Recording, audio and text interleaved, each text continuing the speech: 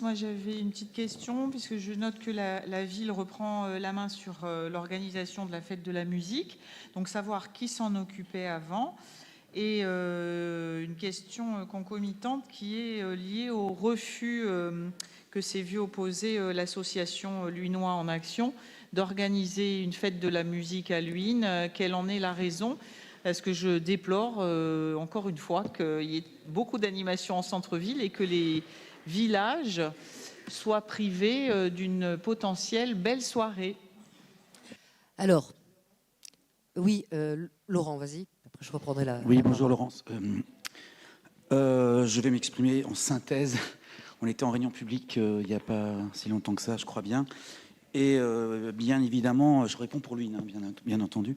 Et comme vous le savez, Luynes en Action est un collectif qui est présent à Luynes. Et comme vous l'avez vu, j'ai remercié son président, M. Girardin, qui effectivement a le mérite d'être présent et de travailler.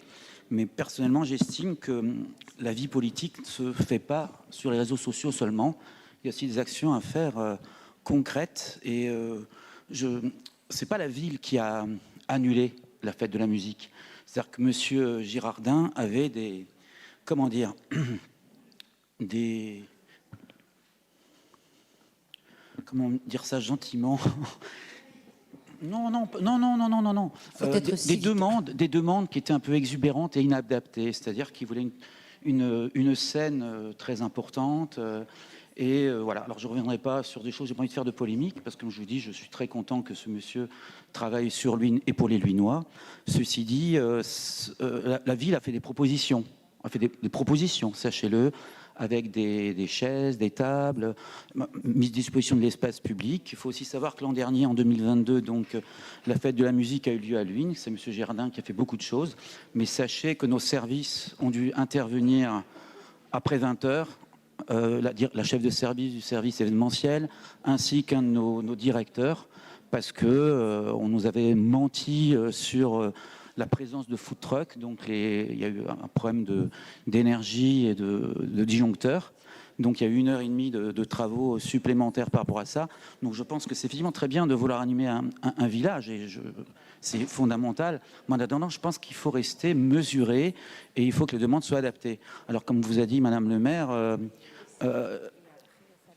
il y a beaucoup de d'événements qui se passent sur le centre-ville d'Aix, et effectivement la demande est venue après. Ça, c'est sûr aussi. Pourquoi? Alors j'en suis un peu responsable. Ça, il faut le savoir que j'en suis responsable pour la bonne et simple raison qu'on veut réactiver un comité des fêtes. Sauf que pour réactiver un comité des fêtes, on a une ligne budgétaire, et dans ce cadre-là, j'ai attendu que les choses soient bien cadrées, de rencontrer mon élu Dominique Auget ainsi que les services, et de proposer ça à toutes les associations de Luynes ainsi qu'aux commerçants pour qu'il n'y ait pas une OPA d'un collectif sur le comité des fêtes. Donc pour résumer, c'est pas la ville qui a annulé la fête de la musique, c'est M. Girardin et le collectif qui, parce qu'on ne lui a pas répondu favorablement par rapport à une estrade de 90 mètres carrés, ainsi qu'au blocage du village, la présence de la police municipale et ainsi de suite, il a pris la décision d'annuler. Mais je vous répète, ça dépendait de nous. La fête de la musique à Luynes, même par lui, aurait pu se produire, puisque Madame Veilleux, qui est chef de service de l'événementiel, lui avait proposé une solution alternative qui était très bien. Enfin, en dehors de cette solution alternative qui n'a pas été retenue, je dirais qu'il y a eu beaucoup de demandes aussi de la part de quartiers et villages, ce que l'on peut tout à fait entendre et comprendre. Néanmoins, nous n'avons pas le matériel nécessaire pour satisfaire tout le monde non plus. Voilà. Et il est vrai que Aix-en-Provence a connu de très très belles fêtes de la musique qui se font effectivement le plus souvent en centre-ville, ce qui n'empêche pas de pouvoir effectivement faire de la musique aussi dans les quartiers et villages, mais ne serait-ce que de manière individuelle. Excusez-moi, j'ai plus de voix. Mais la fête de la musique a été très très belle sur Aix. Ensuite, il y a eu le problème des attentats, le plan Vigipirate, enfin le problème du Covid, et la direction a dû amenuiser d'année en année, je dirais, ses propositions.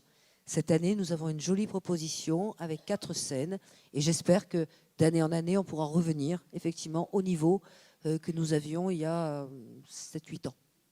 Voilà.